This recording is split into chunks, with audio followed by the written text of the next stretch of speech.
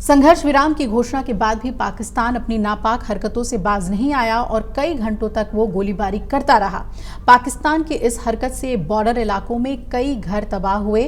खौफ के साए में जी रहे वहां के लोगों का कहना है कि ऑपरेशन सिंदूर से बौखलाए पाकिस्तान का कोई भरोसा नहीं है। पता नहीं वो फिर कब हमला कर दे। ऑपरेशन सिंदूर से बुरी तरह से बौखलाए पाकिस्तान ने तंगधार में मंगलवार रात से ही कहर ढाना शुरू किया था। 4 रोज तक हर रात भारी गोलीबारी उसके तरफ से की गई थी और इन 4 दिनों में त्रिबुनी, शमसपोरा, बागबेला, दिलदार, भटपोरा, नवगाबरा गांव में 100 से ज़्यादा घर तबाह हुए और करीब 50 वाहन क्षतिग्रस्त हुए। हालांकि अभी सरकार की ओर से आकलन शुरू नहीं हुआ है, लेकिन लोगों के मुताबिक यहां पर काफ़ी नुकसान हुआ है। आपको बता दें कि त्रिबुनी में गोलीबारी से कई मकानों में आग लगी थी, जिससे कि वो पूरी तरह से जल गए। हमलों में कुछ लोग घायल भी हुए और यहां से 90% लोग सुरक्षित ठिकानों पर शरण लिए हुए हैं। बाकी के लोग दिन रात बंकरों में रह रहे हैं और लोग अभी यहाँ वापस लौटने से घबरा रहे हैं। उनका कहना है कि बौखलाए पाकिस्तान का कोई भरोसा नहीं है, पता नहीं वो कब फिर से हमला कर दे और LOC पर फायरिंग शुरू कर दे। इस संघर्ष में उनके मकान, दुकानें और वाहन तक नष्ट हो गए हैं, मवेशी मारे गए हैं। पाकिस्तान को ऐसे ही छोड़ देना लोगों को गवारा नहीं है।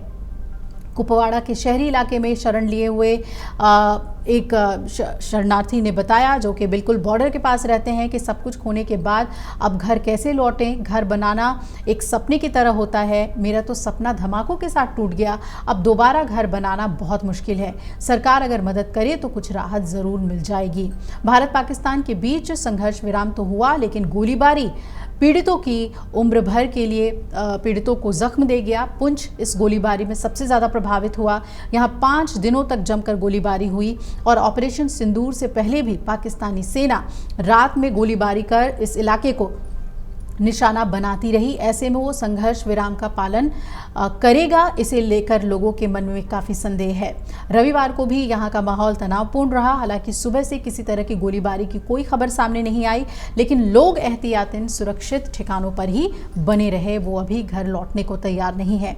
आपको बता दें कि ऑपरेशन सिंदूर से बौखलाए पाकिस्तान ने उड़ी सेक्टर में रिहायशी इलाकों में काफ़ी नुकसान पहुँचाया है। सीज फायर के बाद उड़ी की फिजा में अब तो शांति है। धीरे धीरे लोग यहां पर घरों को लौट रहे हैं। पाकिस्तान ने उड़ी सेक्टर में नियंत्रण रेखा के करीब स्थित गांवों पर आर्टिलरी फायरिंग की थी और इसके बाद लोगों ने सुरक्षित जगहों पर शरण ली थी। सिर्फ उड़ी ही नहीं, 15 ऐसे गांव रहे जो पाकिस्तान शेलिंग से प्रभावित हुए।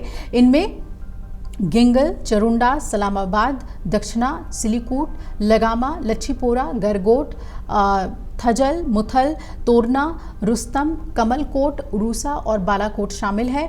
गोलीबारी में सबसे ज़्यादा नुकसान घरों और बुनियादी ढांचों को हुआ है। पाकिस्तानी गोलीबारी थम गई है। फिजा में धमाकों की गूंज अब नहीं है, लेकिन दिलों में लोगों के शोर तो है। पाकिस्तान की नीयत पर भी लोग सवाल उठा रहे हैं। भरोसे का संकट है। कुछ ऐसा ही राजौरी का माहौल भी है, जिसे गोलीबारी से काफ़ी नुकसान पहुंचा है। रविवार को सूरज निकला तो लोगों में पाकिस्तान की नापाक हरकतों को लेकर काफ़ी गुस्सा दिखा। दोनों देशों के बीच सीज फायर की घोषणा के बाद भी शनिवार की रात गोलीबारी ने राजौरी के लोगों की शांति की उम्मीदें धूमिल कर दी और इसी वजह से रविवार को बाजार यहाँ नहीं खुले। लोगों में डर का माहौल बरकरार रहा। हर ओर सन्नाटा पसरा रहा और इतना ही नहीं, राजौरी से निकलकर दूसरे क्षेत्रों में जा चुके राजौरी वासी अब भी अपने घरों में नहीं लौटे हैं और उन्हें अब भी पाकिस्तान पर भरोसा नहीं है। तो अब आज नज़र बनी रहेगी कि DJMO के बाद ये सीज फायर जो है वो जारी रहता है या फिर पाकिस्तान वाकई में, जैसा कि लोग कह रहे हैं कि इनका कोई भरोसा नहीं, उस बात को साबित करता है और गोलीबारी करता है।